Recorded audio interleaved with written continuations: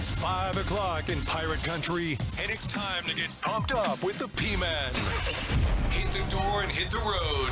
94.3 The Game is going to get you home, and the P-Man's not holding back. Yes! Yes! Pirates win! Pirates win! Bring on the Patrick Johnson Show on 94.3 The Game. Holy mackerel! Oh, my goodness! The flagship station of the ECU Pirates. It is to get you to the weekend edition of the PJ Show. Hello again, everybody, and welcome in. Patrick Johnson with you on air, 94.3 The Game, online, 94.3thegame.com, and at the IBX Media app, free for download on Google Play or at the App Store. Great P-Man here with you as we have a big packed and stacked show today. Looking forward to having Coach Logan on next segment. We'll talk NFL with Coach Logan. We'll talk quarterbacks with Coach Logan and a lot more. Looking forward to having him on the program coming up in just a few minutes. Also, Adam Gold from the Adam Gold Show, heard statewide, including here on 94.3 The Game at 1 o'clock every weekday. Gold, also your Carolina Hurricanes pregame, intermission, and postgame host. We'll talk Canes with him. I also want to get into a little bit about some of the comments made yesterday by Wolfies head coach Dave Doran. Pirates are off this weekend, and my docket, my dance card pilk is open all of a sudden. I would offer to come and help you with the Washington broadcast, step in and be a part of a contributor. But you know what I've decided to do is just slum it down here at the Working Man's Beach because it's going to be 80 and sunny all weekend. Dang, I was hoping I could get you as like a sideline reporter or something. I had a sideline gig, but I know, and I was hoping that you could come be my sideline guy for tonight. No, I'm gonna stick it out here at the Working Man's Beach. It's too gorgeous, too gorgeous. You know, that's Patrick's nice way of saying that the game will end past his bedtime. And just to annoy Patrick, though, because I'm driving back to Charlotte after the game, I'm going to call him. Be like, I'm tired. I need somebody to talk to. Yeah. I need to stay awake. I'm calling Patrick at midnight. Give me a call. Give me a call. I'll block your call. I'll do that. He'll block my number and won't unblock it until about 8 a.m. Monday morning. So I'm sure I'll bug you over the weekend. So you're going to the game Sunday? Yeah, I am. Panthers? Yeah. That game can be heard on 103.7 WTIB, I think starting at 3 with the airtime for the Panthers radio network. Kicks off about 4:25 against the Falcons.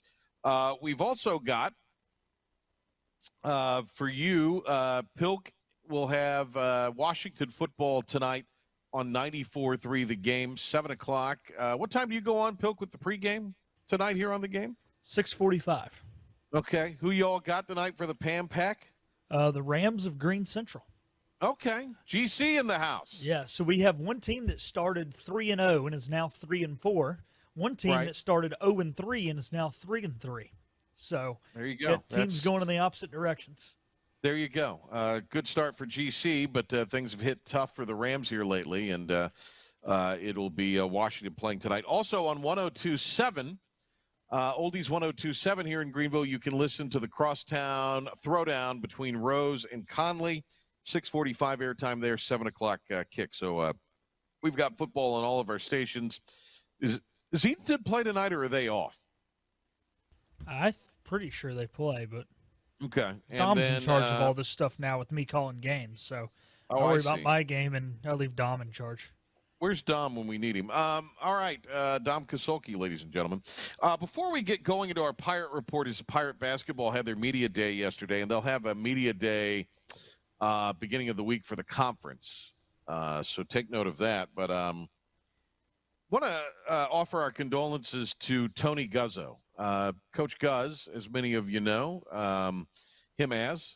has died at the age of 75, so our condolences to him. Was the ODU baseball coach from 95 to 04.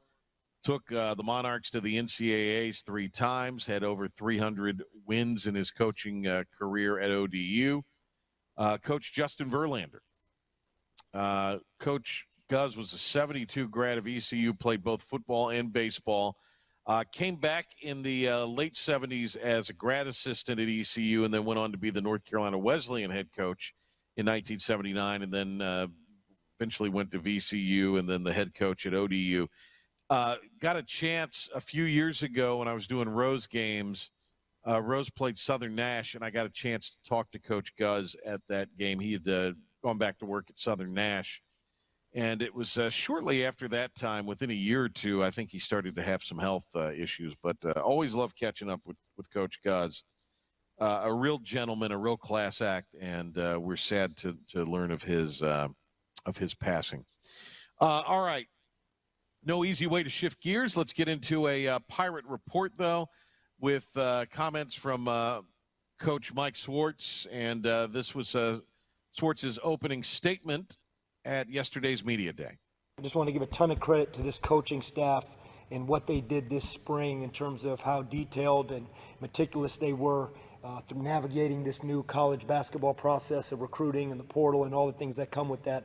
But all of our coaching staff, I just commend them in terms of what they did to put this group together. This group of guys, this group of personalities, which I think really fits ECU very well.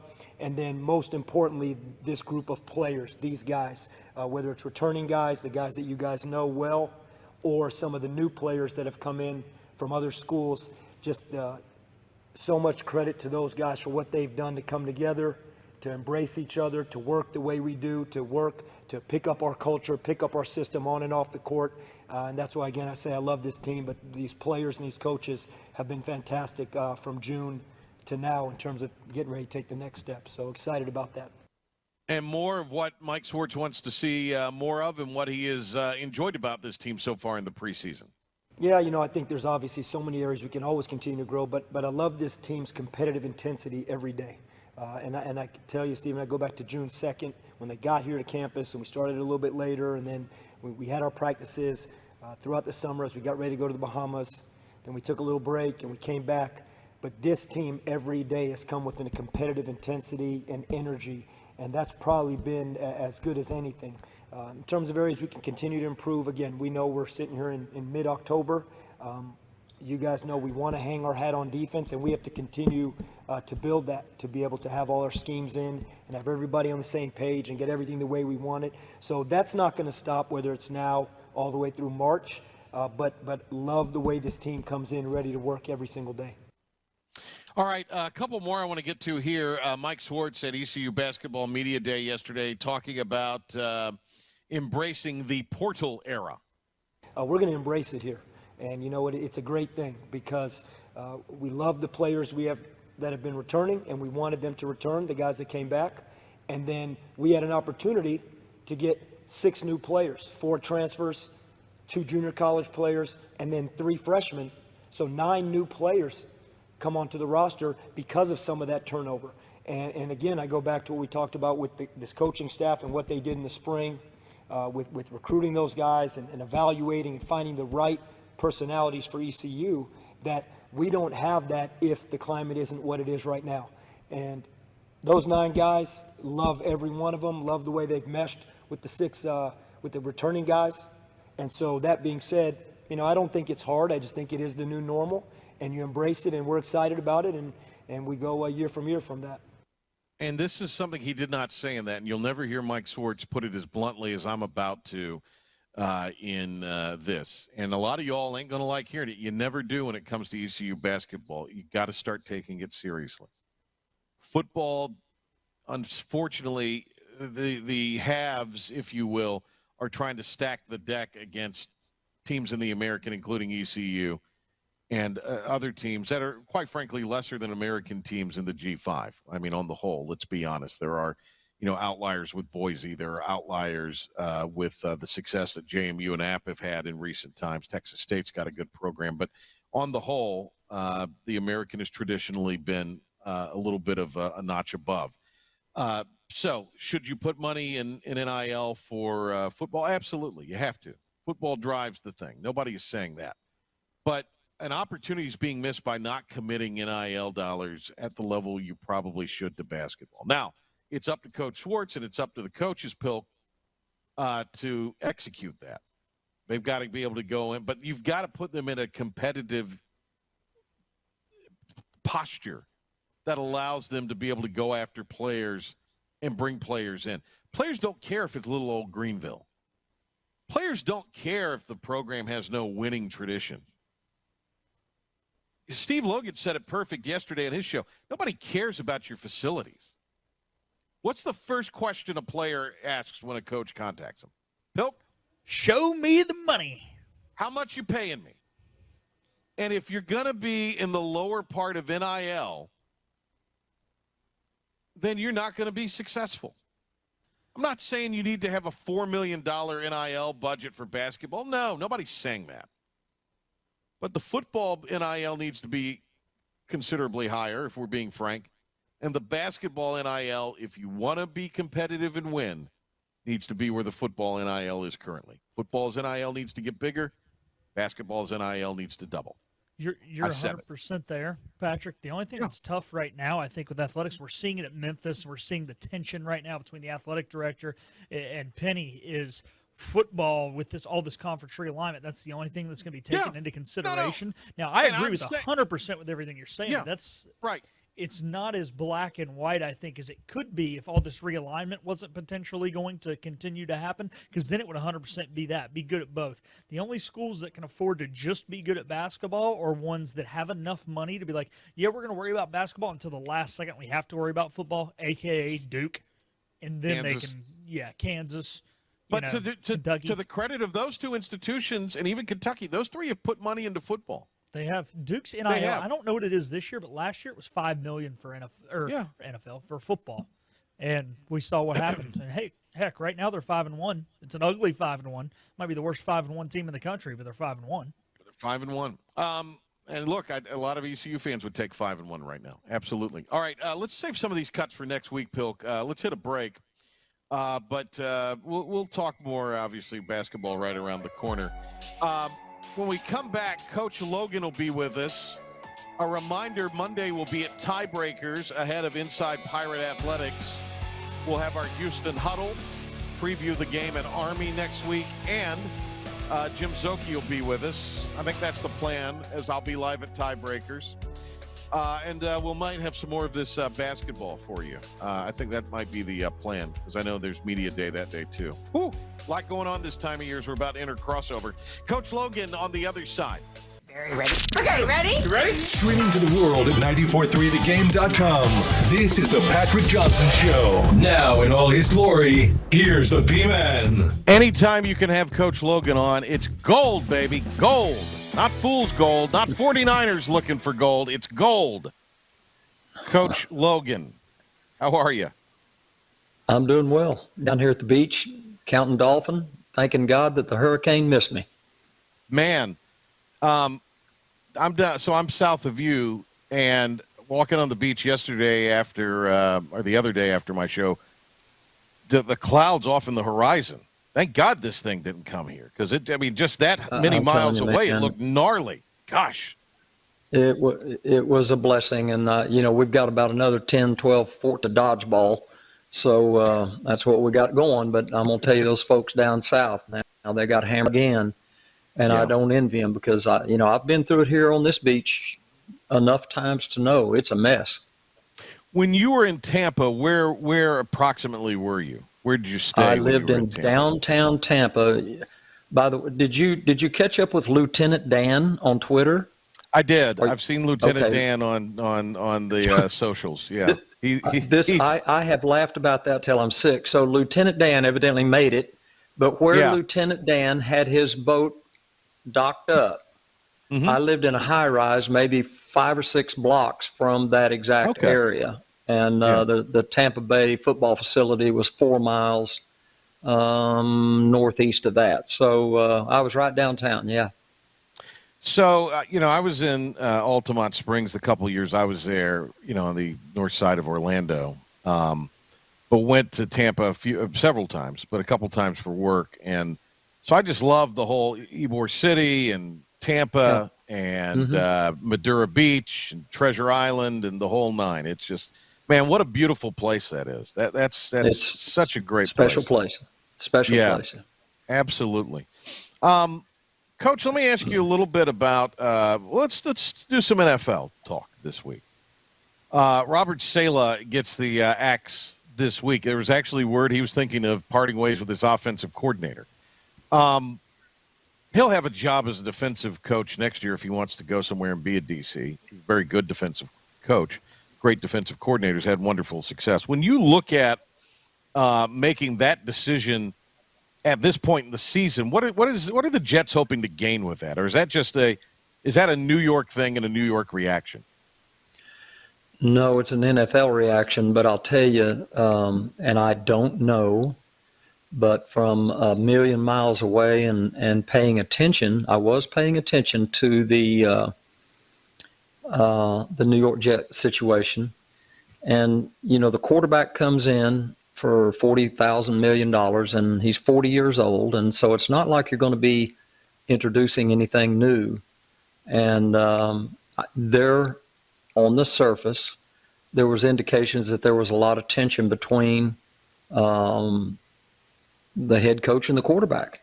And in the NFL, when the quarterback is a franchise guy,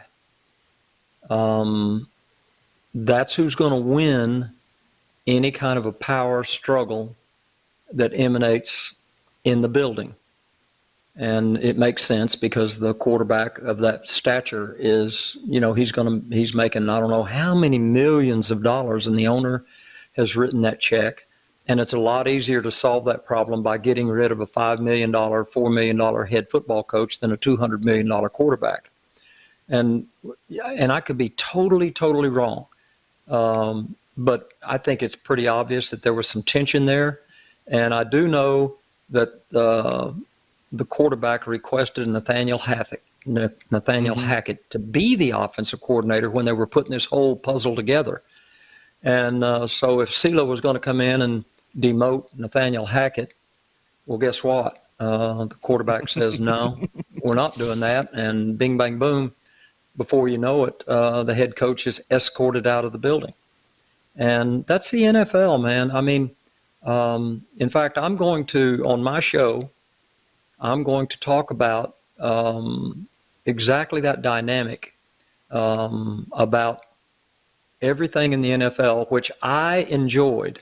I enjoyed the NFL because I felt liberated from not being totally responsible for the football players' behavior on and off the field. That kind of ground me down at the collegiate level.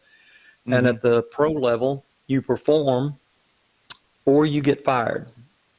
And that's relatively true, except for the chosen few that have the $200 and $300 million contracts. They can have bad games. I mean, we're watching Deshaun Watson right now in Cleveland. Right. Crash and burn, right? I got news for you. He's going to play next Sunday. And he already has embarrassed publicly his head coach. Last Sunday, he did that. He walked off the field when the head coach chose to go for it on fourth down, right? And so, that's the NFL. And when you enter into that arena, and I'm so glad I got the opportunity. I got to coach 8 years of professional football, 4 in the NFL, 3 in NFL Europe, and 1 in the XFL. But it didn't matter. Professional football is professional football. The dynamics are exactly the same. And once you enter into that, it's a whole new negotiation is the word. You negotiate every day at work as a coach to player, player to coach, coaches and players to management. That's just a matter of fact. I mean, the dynamic we're seeing at the Carolina Panthers right now. The head coach didn't walk in and say, I'm going to bench Bryce Young. That kind of decision goes all the way up to and through management. And I had the same dynamic working when I was at San Francisco. We had some quarterback problems. But I wasn't the guy that could just say, okay, it's time to make a change. That had to go through the head coach. Head coach had to go through the GM. GM had to go through management, the ownership. And so, what you saw in New York is exactly that. It started in the locker room, percolated up to the coaching staff, and percolated up to management, and then got to management, and management said, we're going with the player. And the coach said, well, I'm not going to be a part of this. And out the door he went. And that's what I believe happened. Steve Logan, talking football with Coach Logan, and you can listen to him Thursdays from 5 until 7 on 94.3 The Game and 96.3 down in Morehead City, New Bern, and Jacksonville. Coach, let me ask you this. You got Drake May making his first start this week. Obviously, he was drafted where he was drafted. They've chosen to let him observe, and now he's going to play. How do you feel like that's it's a rarity that's handled like that nowadays. I think it's the best way, though. Yeah, what benefits will he be able to have gleaned potentially from, having the first few games where he was able to soak it in, if you will? If nothing else, he gets to be on the sideline and truly absorb the speed of the game. I went from junior high football to high school. Well, that was a big leap. And all of a sudden in high school, I was really getting hit hard.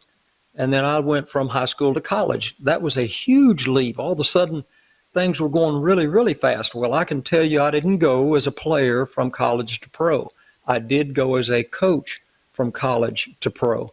And I can tell you right now that college football is an 85-mile-an-hour fastball right down the middle of the plate. And pro football is a 95-mile-an-hour fastball on the outside corner of the plate. It's brutal fast. It's finely tuned. It's explosive. It's violent. It is so much more violent than college football. College football, you can certainly get hurt playing college football. In pro football, you can get killed. And these are the highest of the highest of the best of the best. The speed, the accuracy, the violence, the ability to tackle in open space, the ability to just walk a 40-yard dash. It's all over the football field. And, so I would say Drake May, at least he got 3 or 4 weeks now of being on the sideline and understanding, as a quarterback coach, for instance, here's a particular for you. As a quarterback coach, the number one thing that I tell a quarterback before I ever get started with him, I lay this principle down to him. Ready? Here it comes.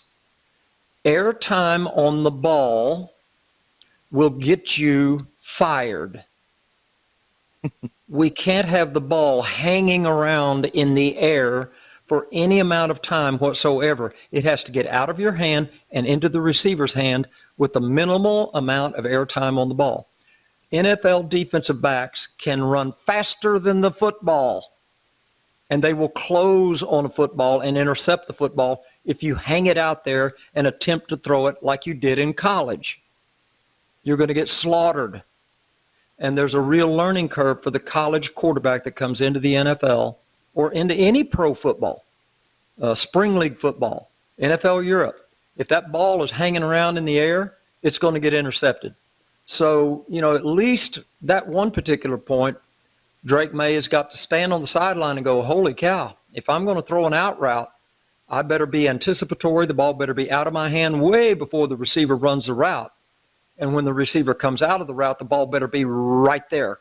And if it's not, it's going to be either incomplete or, God forbid, intercepted. So, yeah, I think it helps to sit on the sideline for a while.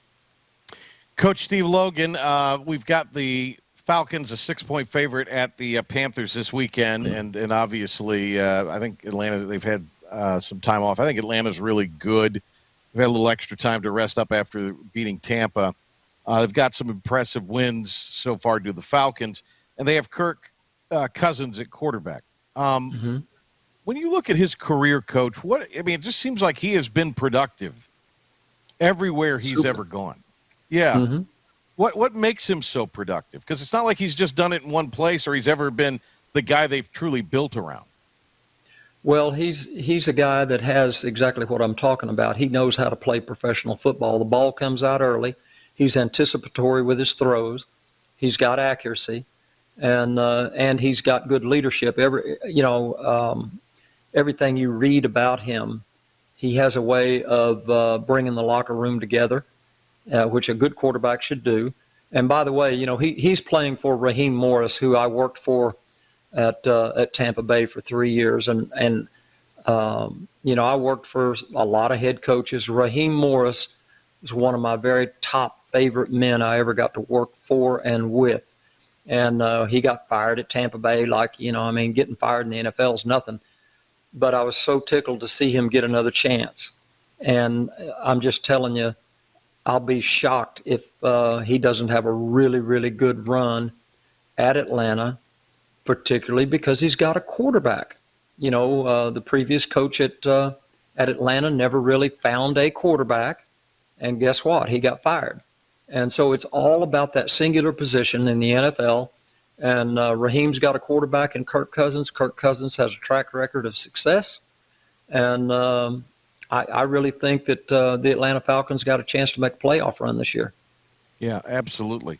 Red River Showdown. You know a thing or two about this growing up around it at the Cotton Bowl. You got Texas installed as the number one team this week. Oklahoma's a top 20 team. What does this mean, Coach? I mean, you've lived it in the sense that you grew up around it. I mean, explain this rivalry to somebody who's never maybe, been around it or just watched it on television. Well, it's Auburn, Alabama. It's Oklahoma, Texas. And, it's that kind of thing. And it's one of those games where, let's say, the University of Texas falters down the final 4 or 5 games and doesn't end up where it wants to be, but they beat Oklahoma, that coach will still have a job next year. The reverse is true for the Oklahoma program. If Brent Venables doesn't, produce 10 victories this year, let's say he's 8-4, 9-3, but he beats Texas, I'll guarantee you he'll be the coach there next year. It's that big of a game. You cannot lose that game. The analogy again, another analogy, Michigan, Ohio State. Yeah. They're getting ready to fire the head coach at Ohio State this year if he does not beat Michigan. I mean, because he's lost, 3 years in a row. And I used to work for John Cooper, if that name means anything to you. John was the head coach at Ohio State. Go pull up John Cooper's overall record at Ohio State. It's ridiculous. It's like 4 million wins and 4 or 5 losses. Guess what? 4 or 5 losses were where? Michigan, and they fired John Cooper. So it's that kind of a job. Rich Rodriguez got to Michigan, and he wasn't beating Ohio State. Got to fire him. So that's the Oklahoma-Texas game. It's got all the gravity in the world. And, the Okies and the Texans, it is truly that. It's bragging rights for one whole year. And it's an important social event. There's no question about it. All right, in this year's edition, who you like? Oh, I like Texas. Now, Oklahoma, it looks like they may have solved their quarterback problem. They let a young man, they're going to bench the guy they've been struggling with, and they're bringing a freshman in. I'm half a continent away watching this, so I'm not real intimate with it, but I do know that Oklahoma feels like they may have found a quarterback to start scoring some points. They're playing good defense, but Oklahoma's not scoring enough points to truly, do what they want to do. So we're going to see how this freshman quarterback unfolds. And I don't know who Texas is going to start. I don't know if Ewers is coming back or if it's going to be Manning. Right. You may have heard something, but I don't know. Hey, Coach, thanks for the time. Enjoy the beach, and we really appreciate it. Love talking with you. All right, man. Have you noticed he's in his own little happy hour? We're back to the Patrick Johnson Show on 94.3 The Game. This is the happy hour program. Here's the P-Man. He's out there hustling. It's Adam Gold joining us here. He is heard, of course, on 94.3 The Game after Hoist the Colors Radio daily, 1 o'clock till 3 on the Adam Gold Show here on 94.3 The Game. And Adam is the pre-intermission and post-game narrator, host with the most, MC for your Carolina Hurricanes broadcasts, 99.9 The Fan in Raleigh, and also you can pick those up online or whatever app they stream those on. But Adam does a fantastic job with all of that. Adam, it's always great to talk to you. I enjoy chatting with you. You're a ton of knowledge when it comes to the Hurricanes, and they start their season tonight. First, the big story is they will not do the return engagement down to Tampa tomorrow because of the after effects of Milton down there. Is that they're not playing that in Raleigh? That's going to be that's just going to be rescheduled later. Yes.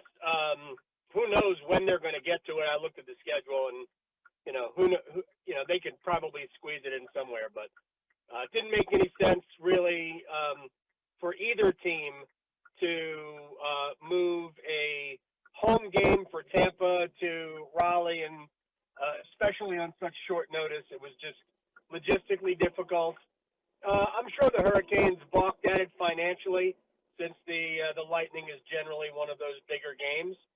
Right. Not to want to give up your game on March 11th and shift it to a Sunday, and it would have been, I think, a Sunday morning game. I don't think either team really wanted to play it then anyway. So. Yeah. Well, we'll see where it winds up landing. Let's talk about this team this year. They lost a lot this summer, but they did have some acquisitions. And from a system, this is one of the more successful systems in the NHL. I think they're a playoff team, seem to be anyway. But how deep of a playoff run can this roster, looking at it heading into the season, make? I mean, it kind of depends on how some of their core players perform in terms of taking another step forward. I mean, I do think they're a playoff team. I don't think at the beginning of the season they're an elite playoff team. I think there are, if you were stacking the playoff teams in the East 1 through 8, to me, they're in the bottom half of that group. But what you said before about the system, I think the system matters. Health will matter. What they have lost this year, more than anything, is the margin for error. They, as long as Aho, Jarvis, Svechnikov, Natchez, Stahl, Martinook, I'll just use those 6 players. As long as those 6 players stay relatively healthy, I think the Hurricanes are a playoff team without question. Now, some of those guys need to take steps forward. I mean, Martin Natchez has to be better than he was last year. Andrei Svechnikov needs to be better and more consistent than he was last year. And if those 2 guys specifically are pushing close to a point a game, and both are pushing for 30 to 35 goals, which, frankly, they should be in that neighborhood. If those things happen, then the Hurricanes could push towards the top of that group of 8 in the East. Because defensively, their structure is sound. I think they've got good personnel back there. I think the goaltending will be okay. But that's what they need. They need Martin Natchez to realize as close to his potential as possible. And for Andrei Svechnikov, it's really about being consistently productive offensively. He almost always plays well, but he's got to be productive. And he has gone through long stretches with no goals and few points, and that has to stop. Rod Brindamore, with this system, and I mean it's an identity more so than X's and O's in many ways. But obviously Brindamore, who re-upped in the offseason, deserves a ton of credit. And if there's someone who can maybe massage this thing until Svechnikov or Seth Jarvis find their footing, or somebody finds the way to be the complementary piece to Aho in the forward position and those other players you mentioned, Brindamore can massage this if there are any growing pains during the early part of the season, can't he? I mean, he has that kind of whisperer ability. Well, first of all, I will say this. I think their style is by design. And so there is X and O elements to it, or there are X and O elements to it. It is it is a pattern how they approach the forecheck, which is the basis for their defensive system. Their defensive system is offense. It's not necessarily defense. Their defensive system is, we have the puck, and if we have it, you can't score. And it is a shot volume situation. They throw a lot of shots at the net. and their plan is to throw pucks at the net and then go find rebounds. And that has generally been how they have done it, but they obviously have, players with extreme levels of skill. I mentioned those four forwards, Natchez, Svechnikov, Jarvis, and Aho. Mm-hmm. So that's the skill level on the team. But it's not just energy and aggression. That's part of it, but they have a plan for how they want to attack forechecking and things of that nature. So it isn't just about outworking the opponent. It's not like what the old Bill Peters style, which was about we have to be the hardest working team, and that's only half of the equation for Brindamore. But the trick for Rod is that he gets total buy-in, and when you get total buy-in and you play a certain way, that's where they have exceeded some people's expectations at times. And at the same time, that's how you also overrate a team. Yeah. And I think in some ways they've been a little bit overvalued because they always have the puck, and you think it automatically results in goals, and sometimes it doesn't. Adam Gold Show, heard here on 94.3 The Game, is with us and host for the broadcast for the Carolina Hurricanes. Atlantic Division might be the toughest in hockey, but the Metropolitan, where the Canes reside, is right behind it. Oh, yeah, the Metro is tough. It's funny, when the Hurricanes were placed in the Metro, gosh, it's about 10, maybe a little bit more than 10 years ago now. Mm-hmm. We all went, how's this team ever going to win the division? Right, yeah. Because of, Rangers, Devils, Capitals, Penguins, Flyers. How are you going to win this division? So, of course, they've won it twice. And we're just a point, 2 points away last year.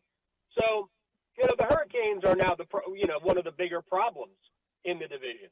But it is a great division, although there's a lot of teams that could go either way in the division. I still think Carolina is a top 3 team. But the Islanders are good. The Capitals and Flyers are sort of coming on. I think the Devils and Rangers are the 2 best teams. I think the Devils have the better roster, but the Rangers have Igor Shesterkin. And so I think those 2 teams will fight it out at the top. But I don't think Carolina will be too far behind.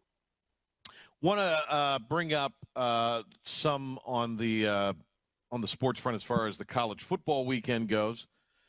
Dave Doran, NC State head football coach, had this to say yesterday during a press conference to wrap up the week about this week's game, a night game at Carter Finley against the Syracuse Orange. Well, I'm happy for the fans. They get a full day drinking. It's nice for them to enjoy that. It's been 3 straight early ones. Kind of hard when you can just have a Bloody Mary and some eggs, and now they get the whole day. So maybe they'll stand up on 3rd down and help us this week and be loud. I know students are usually phenomenal on a night game, and so it's supposed to be beautiful weather too. So all those things combined make for a good crowd. All right, so Dave Doran, glad it'll be a little more than Berrios this week for the tailgate. Yeah. Lot to unpack there, Gold. A lot to unpack in that statement there. Yeah, I saw that last night. There was a lot going on in 30 seconds there.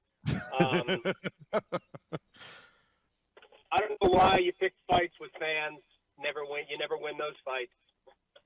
You can win those fights if you're Nick Saban, right?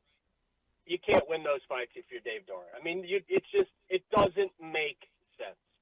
Your fans are already mad because you're 3-3, and honestly, at the worst, they should be 4-2. But the fact that they were absolutely boat raced by both Clemson and Tennessee, and the games were over before the end of the first quarter, basically. Although the Tennessee game went into the second quarter until the pick 6, and then the game was over. You just can't do that after disappointing your fan base, especially after the come-from-ad loss to Wake at home. And Wake's plucky, but they're not that good. It's baffling to me why you want to pick a fight with your fans. And lost in all of that, I wasn't crazy about, now they can drink all day. I'm like, that's a barstool sports move, man. I just think that there were better ways to get your point across. Hey, did I think it was ultimately funny to hear it? Yeah, but I think there's a lot of things that I believe are funny that are inappropriate for the setting, and I personally believe that was an inappropriate avenue to pursue. So what do you think Doran needs to do over the final 6 games to? I mean, I know he's got a relatively new deal, but I mean, to keep the seat from getting hot, what needs to happen over the next 6 opportunities? They're gonna win a bunch of games. I don't think he's not leaving. He's not getting fired. There's no burner under the seat of Dave Doran, right? But they need to win games. They've been here a long time, and this is the second longest tenured coach in the ACC behind. Is it second or third? I think he's ahead of Dave Clawson. Who knows? He and Dave Clawson are 1 year apart. Dabo Sweeney got here a couple of years before them. Look, the truth of the matter is that this has been a disappointing season for your fan base. So you need to give them something at the end that leads them to believe that they can go into next year thinking that, all right, we're okay. We basically lost 2 games that we probably should have lost anyway, and then we spit the bit against Wake Forest, but we win all these others. I don't know about all. Are they going to go 6-0 the rest of the way? Theoretically, they could. There's no other games that they can't win. But if you look at their schedule, they're all losable games, including this one Saturday night against Syracuse. I believe they're home underdogs to the Orange. If not, it's a pretty close. I think it's a field goal spread. But the truth is that they've got to start playing to their capability. And they've always been kind of a slow starting team offensively, but this was not supposed to be the case this year. They've written all those skill position players. Feels like you wasted the transfer portal this year because they really do have dynamite wide receivers. They should have. Jordan Waters hasn't been great for them. Maybe it's an ill fit, his running style versus the way they want to run. I don't know, but they've got skill position players all over the place. It just feels like they're wasting it. Hey, Adam, great to talk to you as always. We appreciate it. We'll talk again very, very soon, and thank you for the time. Pleasure's mine. Take care, Pat.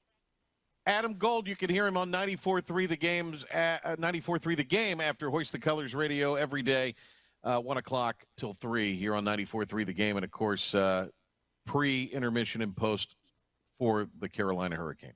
We're going to be back to wrap up the week after this. And now, the stunning conclusion of the show. It's the P-Man here on 94.3 The Game.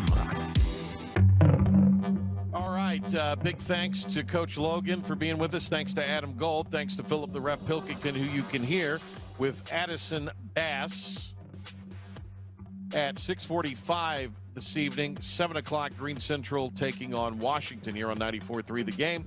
Rose Conley on Oldies 102.7. Back at it Monday, and we will have our Houston Huddle for Healthwise Pharmacy, and we will have for you Jim Szoke will be live at Tiebreakers at 5 o'clock. Have a great and safe weekend, everybody.